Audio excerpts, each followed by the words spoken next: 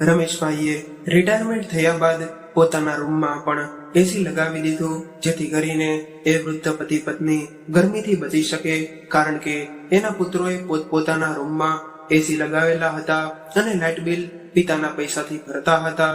1 મહિના પછી 20,000 light bill આવ્યું એટલે દીકરાઓ ગુસ્સે થઈ ગયા અને તેઓએ રમેશભાઈનું એસી ઉતારીને વેચી નાખ્યું અને તેને ખૂબ જ ગાળો આપવા લાગ્યા અને વૃદ્ધ માતા પિતાને ધાબા પર સુવા મોકલી દીધા.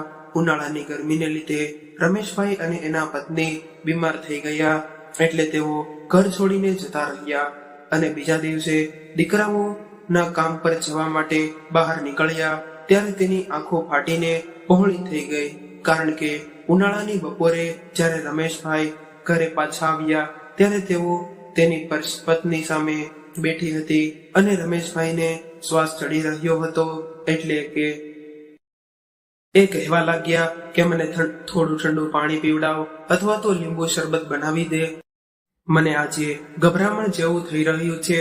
આવું સાંભળીને રમેશભાઈના પત્ની તરત જ ઊભા થયા અને રસોડામાં જઈને લીંબુ શરબત બનાવ્યું અને એને આપી દીધું. લીંબુ શરબત પીધા બાદ એને થોડી શાંતિ મળી, પરંતુ ગરમીને કારણે એનું બીપી લો થવા લાગ્યું હતું, એટલે એ કહેવા લાગ્યા કે હવે મારાથી ગરમી સહન નથી થઈ રહી, પરંતુ આપણે શું કરી શકીએ? મોંઘવારી પણ એટલી બધી વધી રહી છે અને ખર્ચા એટલા બધા છે કે મહિનો પૂરો થાય એ પહેલા જ પૈસા પૂરા થઈ જાય છે.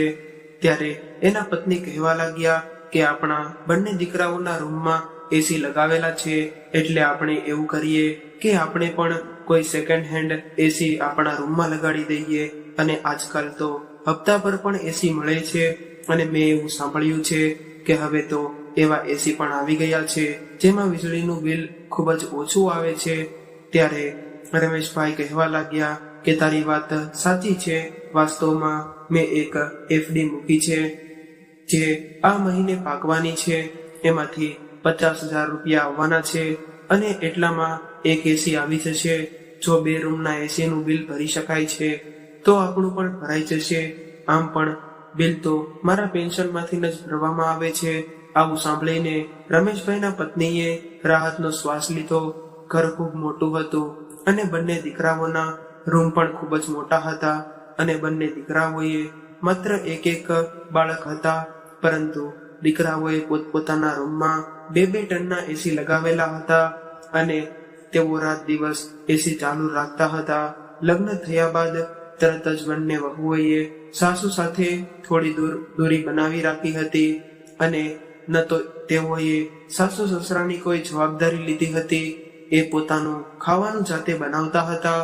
જ્યારે એમને જોતું હોય કે વહુઓ સીધી રીતે વાત નથી કરતી કે ન તો એનું કામ કરવા માંગે છે, તો કોઈ પણ લડાઈ ઝઘડા વગર તેમણે પોતે જ કહી દીધું કે બેટા, તમે લોકો અમારા બંનેની ચિંતા ન કરો, બસ તમે પોતપોતાના પતિઓનું ખાવાનું બનાવી નાખજો, હું અમારું ખાવાનું બનાવી લઈશ. અને ઘરનું વાતાવરણ પણ એટલા માટે સારું હતું કારણ કે રમેશભાઈની પત્નીએ ક્યારેય સાસુ બનવાની કોશિશ નહોતી કરી, એટલે એ પોતાનું અને રમેશભાઈનું ખાવાનું જાતે જ બનાવતા હતા. પરંતુ ઘરનો ખર્ચો ભેગો હતો. વીજળીનું બિલ રમેશભાઈના પેન્શનમાંથી ભરવામાં આવતું હતું, રાશન પણ એક જ જગ્યાએથી આવતું હતું, એટલે જેને જે રાંધવું હોય એ રાંધી લેતા. પરંતુ રમેશભાઈને ચોક્કસપણે પોતાના પુત્રો સામે એવી ફરિયાદ રહેતી હતી કે સમગ્ર જીવન દરમિયાન તેઓએ પુત્રોને ઉછેરવામાં ઘણી બધી કુરબાનીઓ આપી છે, પરંતુ તેઓના પુત્રોએ લગ્ન કરીને પોતાની પત્નીઓનો સાથ આપ્યો હતો. બીજા જ દિવસે મહેશભાઈની પત્નીની બહેનનું અવસાન થઈ ગયું અને રમેશભાઈની તબિયત પણ સારી ન હતી, એટલે તેઓ મુસાફરી કરવા નહોતા માંગતા, પરંતુ એના પત્ની રડી રહ્યા હતા એટલે એમણે એને ગામડે મોકલી દીધા. અને તેઓ જાણતા હતા કે 10 થી 15 દિવસ પહેલા એ પાછી નહીં આવે, એટલે 10-15 દિવસ સુધી ખાવા પીવાની જવાબદારી બંને વહુ ઉપર આવી ગઈ હતી. પરંતુ બંનેના મોઢા ચડેલા હતા. રમેશભાઈને ડાયાબિટીસની બીમારી હતી, એટલે તેઓ સવારે 9 વાગ્યે નાસ્તો કરી લેતા, પરંતુ વહુ 11 વાગ્યા સુધી એસી વાળા રૂમમાંથી બહાર નીકળતી જ ન હતી. રમેશભાઈએ બંને દીકરાઓને એવું કહ્યું કે જ્યાં સુધી તમારી માં પાછી ન આવે ત્યાં સુધી તમારી પત્નીઓને કહી દેજો કે હું સવારે 9 વાગ્યે નાસ્તો કરું છું, એટલે તેઓ ઉઠીને મારા માટે નાસ્તો બનાવી આપે. આવું સાંભળીને બંને દીકરાઓ મોઢું બગાડીને પોતપોતાના રૂમમાં જતા રહ્યા. પરંતુ હવે બંને મૂંઝવણમાં મુકાઈ ગયા હતા, કેમ કે તેઓ જાણતા હતા કે પત્નીઓ ધીરજ રાખવા વાળી કે સેવા કરવા વાળી બિલકુલ નથી. બીજા દિવસે સવારે 9 વાગ્યે બંને દીકરાઓની પત્નીઓ રસોડામાં હાજર હતી અને જોર જોરથી વાસણો પછાડી રહી હતી.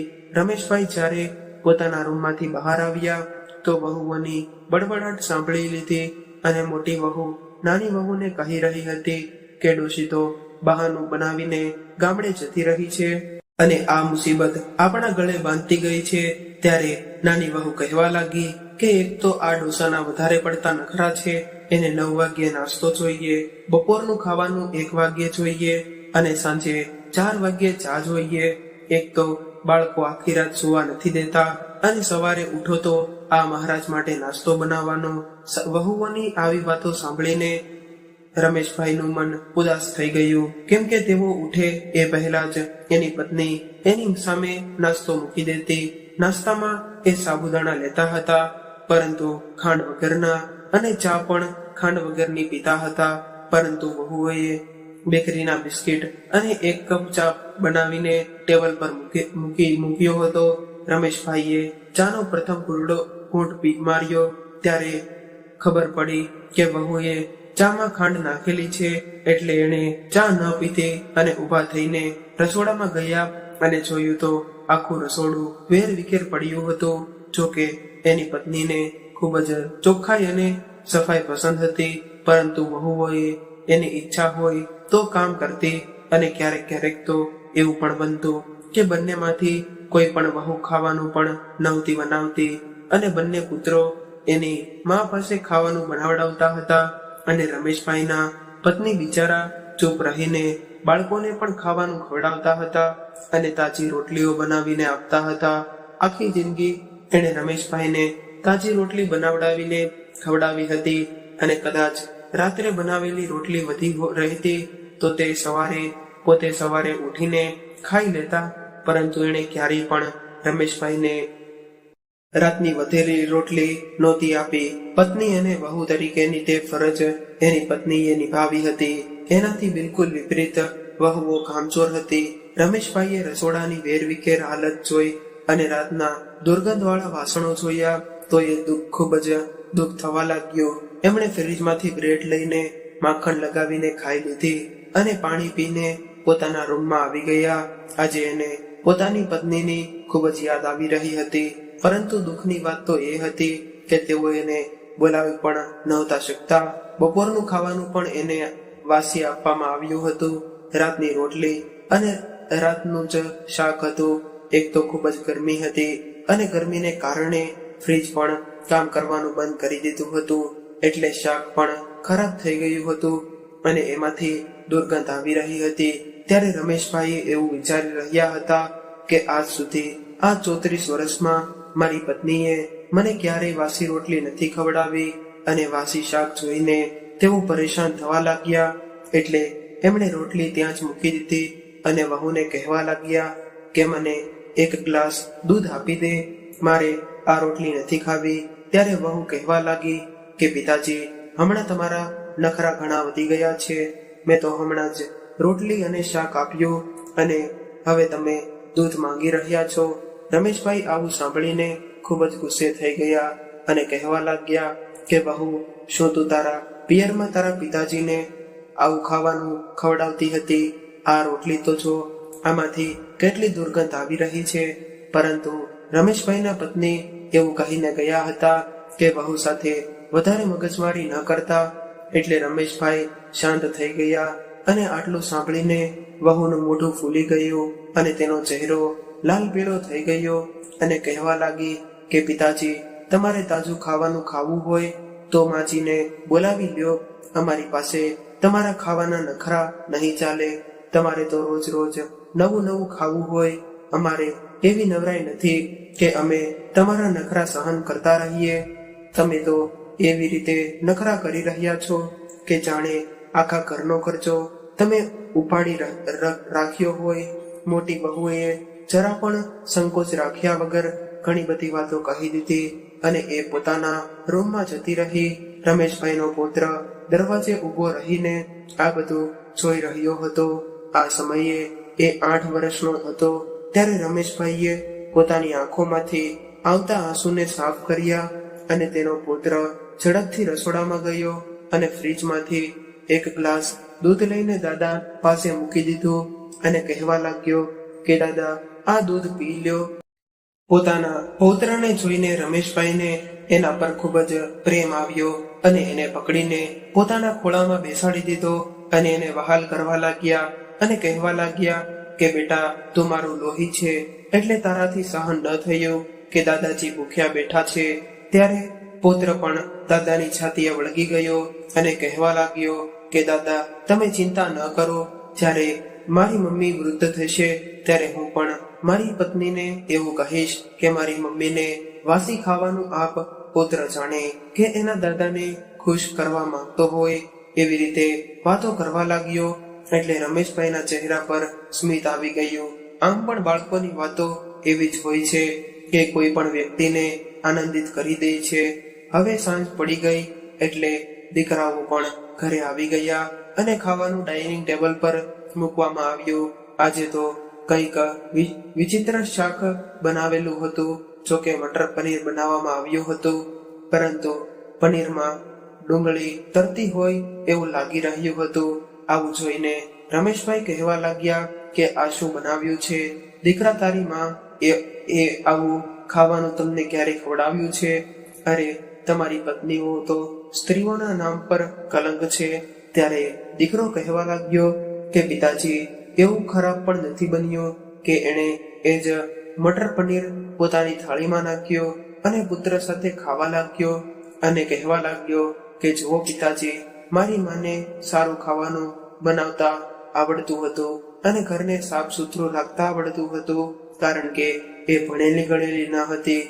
પરંતુ અમારી પત્નીઓ તો આજકાલની મોડર્ન છોકરીઓ છે અને હાઈ એજ્યુકેશન મેળવી લે એટલે એને ઘરના કામકાજ અને સારી રીતે વાત શીખવાનો સમય ન મળે, એટલે અમે પણ એની સાથે એડજસ્ટ કરીને રહીએ છીએ.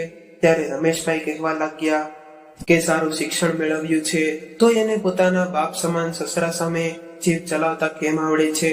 સારું શિક્ષણ તો સારી વાત શીખવે છે. આના કરતા તો તારી અપણ સારી માં હતી, જે આજ સુધી ક્યારેય મારા માતા પિતા સામે એક શબ્દ પણ નથી બોલી કે ન ક્યારેય મને આવું ખાવાનું ખવડાવ્યું છે. લગ્ન પહેલા તો તમારા બંને ભાઈઓના ઘણા બધા નખરા હતા. કદાચ થોડું ઘણું દાળ અને શાકમાં મરચું મીઠું વધી ગયું હોય અથવા તો ઓછું થઈ ગયું હોય તો તમે ગુસ્સે થઈ જતા અને એવું કહેતા કે માં, તે આ શું કરી દીધું? અમે થાકીને ઘરે આવીએ છીએ તો ખાવાનું તો સરખું આપ, અને આ ભોજનથી તમને લોકોને કોઈ પ્રોબ્લેમ નથી. હવે તમે લોકો ખૂબ આરામથી ખાઈ રહ્યા છો. આવું કહીને તેઓ ખુરશી પાછળ કરીને ટેબલ પરથી ઊભા થઈ ગયા અને કહેવા લાગ્યા કે દીકરા, જમ્યા બાદ મને બજારમાંથી દહીં લાવી આપ, હું દહીં સાથે રોટલી ખાઈ લઈશ. ત્યારે દીકરો બોલ્યો કે સારું પિતાજી, હું જમ્યા પછી તમને દહીં લાવી આપું છું.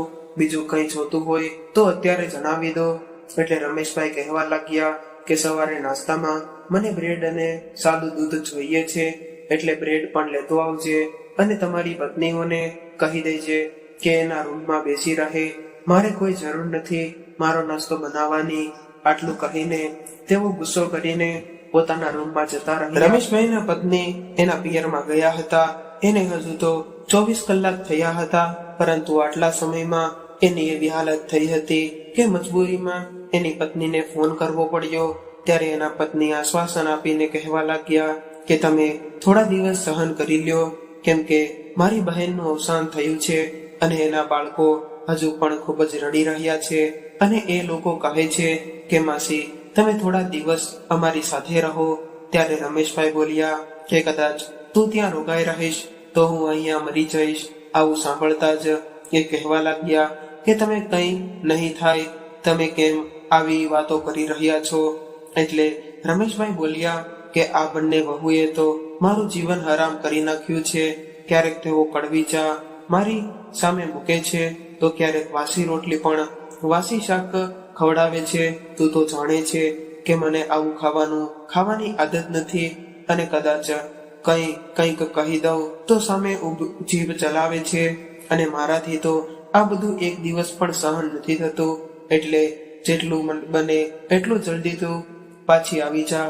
હવે 4 દિવસ રમેશભાઈએ દહીં સાથે બ્રેડ ખાઈને વિતાવ્યા હતા, અને 4 દિવસ બાદ એની પત્ની પણ પાછી આવી ગઈ. ત્યારબાદ રમેશભાઈએ શાંતિનો શ્વાસ લીધો, પરંતુ એ ગરમીથી પરેશાન હતી. આખા શરીર પર ગરમીથી અળાઈ નીકળી હતી. એટલે એ કહેવા લાગી કે ગામડે પણ ખૂબ જ ગરમી હતી, પરંતુ મારી બહેનના રૂમમાં એસી લગાવેલું હતું, એટલે મને ત્યાં જ સુવડાવતા હતા. એટલે રાત સારી રીતે પસાર થઈ જતી હતી. થોડા દિવસ બાદ રમેશભાઈની એફડી પાકી, એટલે તેમણે 1 ટનનું એસી લીધું અને પોતાના રૂમમાં લગાવી દીધું. આ જોઈને બંને વહુઓ અને પુત્રોની તો જાણે આંખો પહોળી થઈ ગઈ હોય. હવે એસી ચાલુ થયું એટલે રમેશભાઈ અને એના પત્ની ખૂબ જ ખુશ થયા, અને રાત્રે બંને પુત્રો એની રૂમમાં આવીને કહેવા લાગ્યા કે પિતાજી, તમે અમને કહ્યું પણ નહીં કે તમે પણ એસી લગાવવા માંગતા હતા. ત્યારે રમેશભાઈ કહેવા લાગ્યા કે મેં તમને બંનેને કહ્યું હતું, પરંતુ તમે બંનેએ વાત પર ધ્યાન ન આપ્યું, અને મેં એક એફડી કરાવેલી હતી જે આજે પાકી ગઈ હતી, એટલે એસી લઈ લીધું. અમે બંનેએ તો તમારી પરવરિશ કરવામાં આખું જીવન વિતાવી દીધું છે, અને અમે એવું વિચારતા હતા કે બાળકોને સારી નોકરી મળી જશે તો અમારા દિવસો સુધરી જશે, પરંતુ કદાચ તમે બંને હજુ સુધી અમારી વાત નથી સમજી શક્યા. ત્યારે જ રમેશભાઈના પત્ની કહેવા લાગ્યા કે બેટા, તારા પપ્પાની એફડી પાકી હતી, અને ગરમીના કારણે અમને શરીરમાં ફોડલા પડવા લાગ્યા હતા, એટલે મારા કહેવાથી જ એમણે એસી લગાવ્યું છે, અને હવે અમારા શરીર પણ વૃદ્ધ થઈ ગયા છે, એટલે વધારે તકલીફ સહન નથી થતી. હવે બંને દીકરાઓ બંને પણ બોલ્યા વગર રૂમમાંથી બહાર નીકળી ગયા. ત્યારબાદ રમેશભાઈ અને એના પત્ની ખૂબ કરકસર કરીને એસી ચલાવતા હતા, જેથી કરીને લાઇટ બિલ ઓછું આવે, પરંતુ વહુઓએ ક્યારેય આ બાબતનું ધ્યાન નહોતું રાખ્યું. વહુઓ તો 24 કલાક એસી ચાલુ રાખતી હતી, અને એ વાતથી પણ રમેશભાઈને કંઈ વાંધો ન હતો. પરંતુ 1 મહિના વીત્યા બાદ જ્યારે 20,000 બિલ આવ્યું, તો દીકરાઓ એ હોબાળો મચાવી દીધો અને કહેવા લાગ્યા કે પિતાજી, તમે જોઈ રહ્યા છો આ મહિને આપણા ઘરનું લાઇટ બિલ કેટલું બધું આવ્યું છે. ત્યારે રમેશભાઈએ ખૂબ જ ગુસ્સો આવ્યો હતો, કારણ કે સામાન્ય રીતે દર મહિને 15-16 હજારનું બિલ તો આવતું હતું, અને એ બિલ એના પેન્શનમાંથી જ ભરવામાં આવતું હતું. એટલે તેઓ કહેવા લાગ્યા કે 20,000 બિલ આવ્યું છે તો શું થઈ ગયું, હવે ઘરમાં 3 એસી ચાલશે તો આટલું તો બિલ આવશે જ ને. એટલે દીકરો કહેવા લાગ્યો કે આટલું બધું બિલ આવશે તો કોણ ભરશે. ત્યારે રમેશભાઈ બોલ્યા કે દીકરા, આમ પણ પહેલાથી જ મારા પેન્શનમાંથી લાઇટ બિલ ભરવામાં આવી રહ્યું છે, અને કદાચ 5,000 વધારે આવ્યું છે, અને તું નાખી દે તો શું વાંધો આવશે.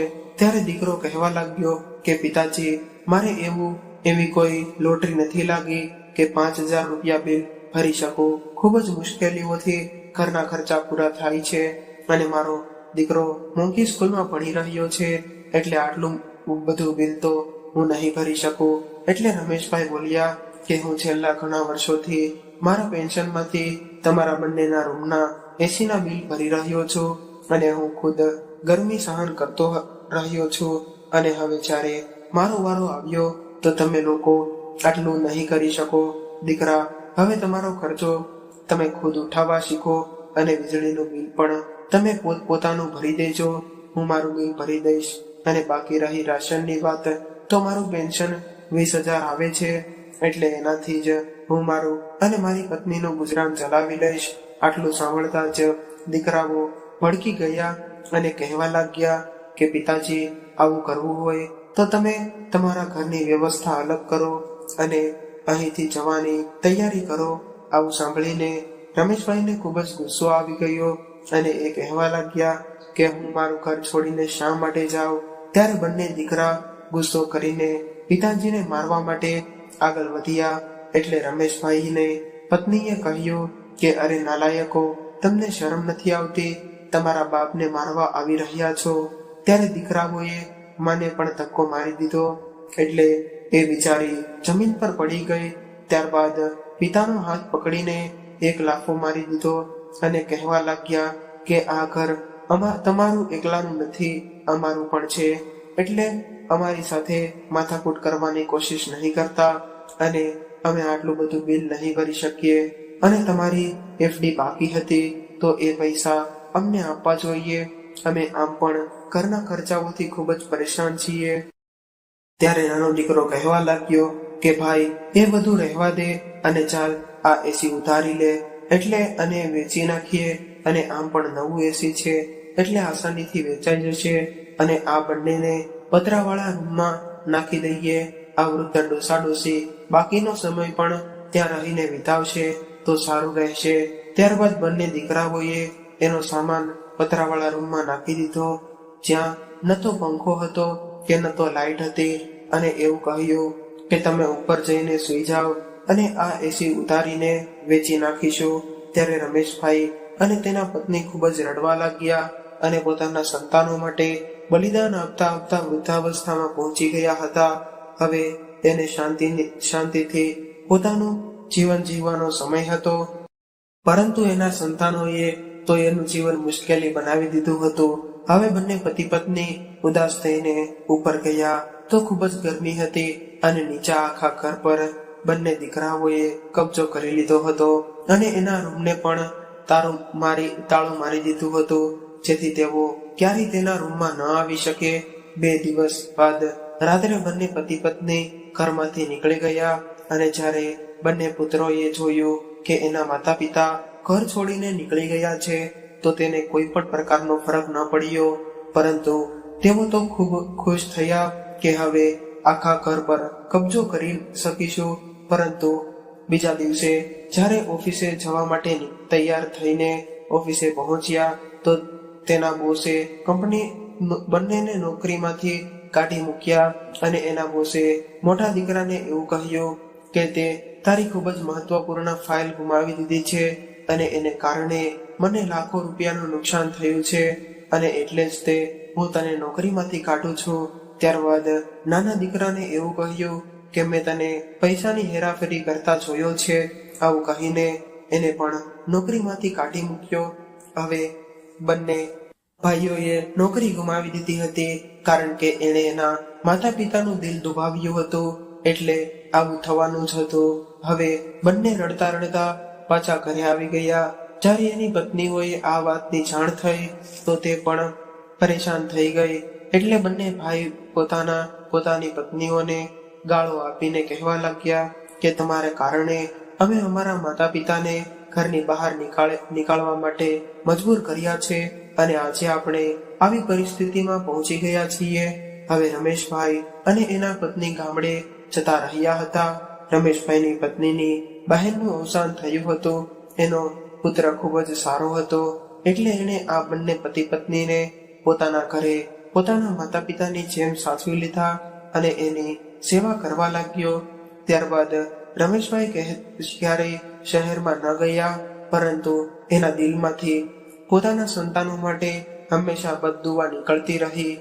આ બાજુ એના બંને દીકરાઓની પરિસ્થિતિ એટલી બધી ખરાબ થઈ ગઈ કે એનું ઘર પણ વેચાઈ ગયું અને પોતાની પત્નીઓ સાથે એના પિયરમાં રહેવા મજબૂર થયા અને હંમેશા એના સાસરિયાના લોકોના મેણા ટોણા સાંભળતા રહ્યા. માતા પિતાના અનાદર ન કરવું એ એનું પરિણામ આવે છે. તો મિત્રો, આજની કહાની તમને કેવી લાગી કોમેન્ટમાં જરૂરથી જણાવજો અને પસંદ આવી હોય તો વિડીયોને લાઈક, શેર અને નવા હોય તો ચેનલને જરૂરથી સબસ્ક્રાઇબ કરજો. હર હર મહાદેવ.